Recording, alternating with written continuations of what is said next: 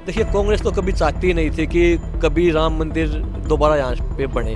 और वो तो भगवान राम को काल्पनिक बताती थी। उन्होंने तो राम सेतु तक को तोड़ने तक की उन्होंने बात की, और तोड़ने तक के लिए उन्होंने कार्य भी स्टार्ट कर दिया था राम सेतु को। इसलिए जो भगवान राम को काल्पनिक मानते हैं वो तो जाएं ना जाएं, उनको उन्होंने राजनीति करनी है। और वहाँ पे इसलिए भी जाना चाहते हैं कि वो कुछ एक तबके को खुश करना चाहते हैं, उस वोट बैंक के लिए वो वहाँ पे नहीं जाना चाहते। देश में लोकसभा और विधानसभा हरियाणा का बिगुल है वो बच चुका है। इस वक्त हमारे साथ स्टार पहलवान और भारतीय जनता पार्टी के नेता योगेश्वर दत्त मौजूद हैं। दत्त साहब, किस तरह की तैयारियां हैं वो लोकसभा और विधानसभा चुनाव की है वो आप कर रहे हो? सभी को नमस्कार। देखिए, आज तो हम सोनीपत में भारतीय जनता पार्टी के कार्यालय में आए हैं। जो नए जिला अध्यक्ष बने हैं जसवीर दोदवा जी, उन्होंने आज यहाँ पे पदभार संभाला है। बहुत शुभकामनाएं, और उम्मीद है कि सोनीपत जिले की जो कार्यकारिणी है पूरी शुभकामनाएं, और यहाँ के जो कार्यकर्ताओं में एक नया उत्साह, नया जोश भरेंगे। वो अभी 2024 में चुनाव होने हैं। सभी की एक लक्ष्य, हम सभी का एक ही लक्ष्य है कि तीसरी बार प्रधानमंत्री नरेंद्र मोदी जी को फिर से शपथ दिलाएं तीसरी बार, और देश को नई बुलंदियों तक पहुँचाएं। और आप देखिए कि पूरे देश में आज जो एक अलग छवि प्रधानमंत्री की पूरी दुनिया में बनी है, देश में क्या पूरी दुनिया में जो अलग छवि बनी है प्रधानमंत्री जी की, और उनके वो जो इनके जो 9 साल के 10 साल के कार्यकाल में जो काम हुए हैं पीछे, चाहे धारा 370 हो, चाहे राम मंदिर हो, चाहे 3 तलाक का हो, चाहे पाकिस्तान में जाके सर्जिकल स्ट्राइक करनी हो, उज्ज्वल योजना हो, आयुष्मान योजना हो, वो दिखते हैं जो काम उन्होंने किए हैं। और उसी का नतीजा है कि आज तीसरी बार प्रधानमंत्री बनने की तरफ वो अग्रसर हैं, और सभी भारतीय जनता पार्टी कार्यकर्ता जी जान से लगे हुए हैं। और हमारा एक ही लक्ष्य है कि प्रधानमंत्री नरेंद्र मोदी जी को तीसरी बार प्रधानमंत्री बनाएं। उसके बाद विधानसभा चुनाव है, मुख्यमंत्री मनोहर लाल जी को तीसरी बार मुख्यमंत्री बनाएं। सर, राम मंदिर में प्राण प्रतिष्ठा है वो 22 जनवरी को होने जा रही है, लेकिन जो 4 बड़े शंकराचार्य हैं, जो बड़े सनातनी हैं, वो उन्होंने जाने से मना है। वो कर दिया, एक राजनीति है वो इस पूरे मामले में अब शुरू हो चुकी है। कांग्रेस है वो ये कह रही कि अभी तो निर्माण हो रहा है, जब शंकराचार्य नहीं जा रहे हैं तो हम भी नहीं जाएंगे। सोनिया गांधी नहीं जा रही है, मल्लिकार्जुन खड़गे है वो नहीं जा रहे हैं। देखिए, कांग्रेस तो कभी चाहती नहीं थी कि कभी राम मंदिर दोबारा यहाँ पे बने। 500 साल बाद मौका मिला है एक पूरे हिंदुस्तान को गर्व करने का। जो हमारे प्रभु श्री रामचंद्र जी हैं, उनकी प्राण प्रतिष्ठा 22 तारीख को होनी है। और कांग्रेस तो हमेशा ही यही चाहती है कि, और वो तो भगवान राम को काल्पनिक बताती थी। उन्होंने तो राम सेतु तक को तोड़ने तक की उन्होंने बात की, और तोड़ने तक के लिए उन्होंने कार्य भी स्टार्ट कर दिया था राम सेतु को। इसलिए जो भगवान राम को काल्पनिक मानते हैं वो तो जाएं ना जाएं, उनको उन्होंने राजनीति करनी है। और वहाँ पे इसलिए भी जाना चाहते हैं कि वो कुछ एक तबके को खुश करना चाहते हैं, उस वोट बैंक के लिए वो वहाँ पे नहीं जाना चाहते। कौन सा तबका है जी वो? सभी को पता है कौन सा है, और उसमें भी कुछ ही लोग हैं। नहीं तो आज तो हर हिंदुस्तानी के मन में बहुत ज़्यादा खुशी है, चाहे वो हिंदू हो, मुस्लिम हो, सिख हो, ईसाई हो। क्योंकि जो हमारी पहचान हो, सनातन धर्म की पहचान है, हिंदुस्तान की पहचान है। 22 तारीख को प्राण प्रतिष्ठा है, पूरा देश खुशी मना रहा है। और दिवाली मनेगी उस दिन, क्योंकि जब भगवान श्री रामचंद्र अयोध्या आए थे तो तब दिवाली मनी थी। अब दोबारा से अपनी जगह विराजमान हो रहे हैं, तो बहुत बड़ा उत्सव है ये हमारे लिए। और ये कोई बीजेपी का नहीं है, ना बीजेपी का, ना कांग्रेस का, ना किसी और पार्टी का।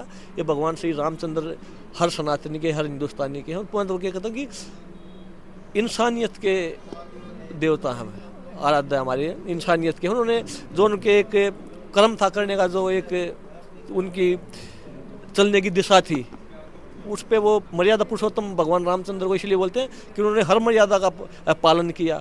तो इस सभी को इसमें शामिल होना चाहिए। और जो लोग राजनीति करते हैं उनको तो राजनीति करनी है, उनको तो अपनी वोट दिखती है इसमें। सर, अब हम बात कर लेते हैं कुश्ती की। WFI में जिस तरह से चला, भारतीय कुश्ती संघ में जिस तरह से चला, चुनाव हुए, रद्द कर दिए गए। पहलवानों ने, बजरंग पुनिया ने, वीरेश ने अपने अवार्ड है वो वापस किए। किस तरह से देख रहे हो? जूनियर पहलवान है, अब धरने पर हैं, वो बैठ गए। कितना लॉस है वो कुश्ती को हो रहा है? देखिए, पिछले 1 साल में कुश्ती को बहुत ज़्यादा नुकसान हुआ है। कोई इंडिया कैंप नहीं लगा, कोई नेशनल नहीं हुआ, और सबसे ज़्यादा जो नुकसान हुआ हमारे जूनियर बच्चों को हुआ, चाहे वो अंडर 15 के हो, या अंडर 17 की हो, या अंडर 20 को, या अंडर 23 के हो, कोई भी नेशनल नहीं हुआ।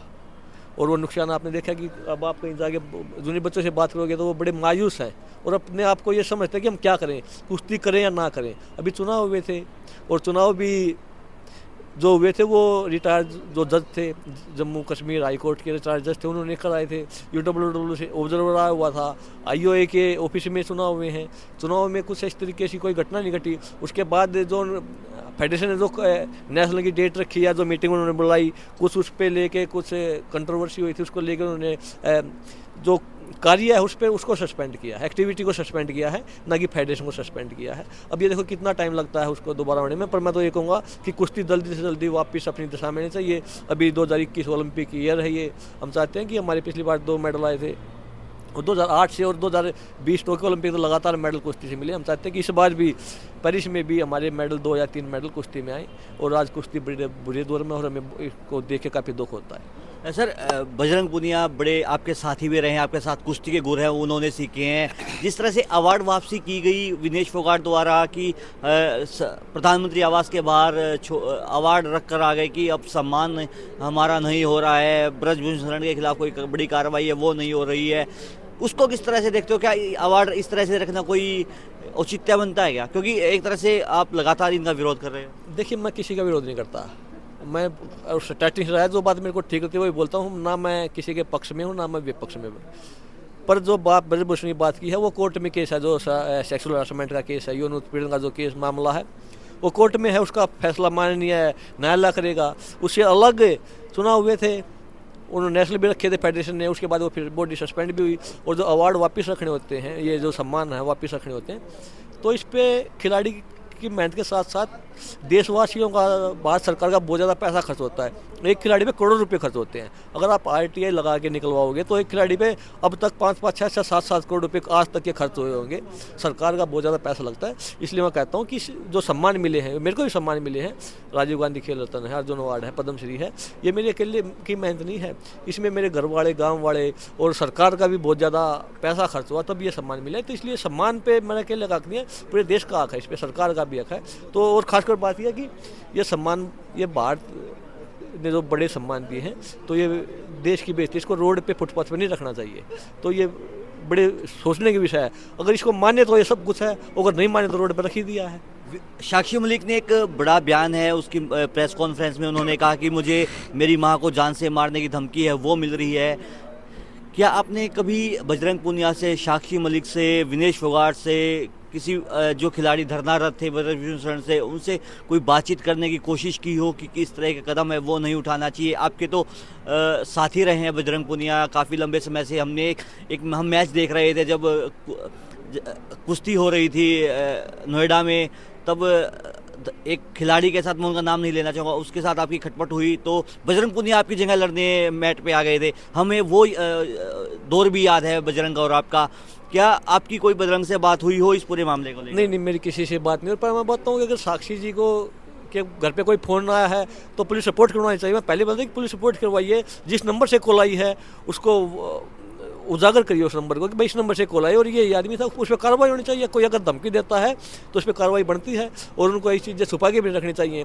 जिसने भी कॉल की है उसका उस इंसान का नाम ओपन करना चाहिए, वो फ़ोन नंबर ओपन करना चाहिए, और पुलिस में रिपोर्ट दर्ज करवानी चाहिए। कुछ अगर इस तरह की धमकी आई है तो बिल्कुल गलत है।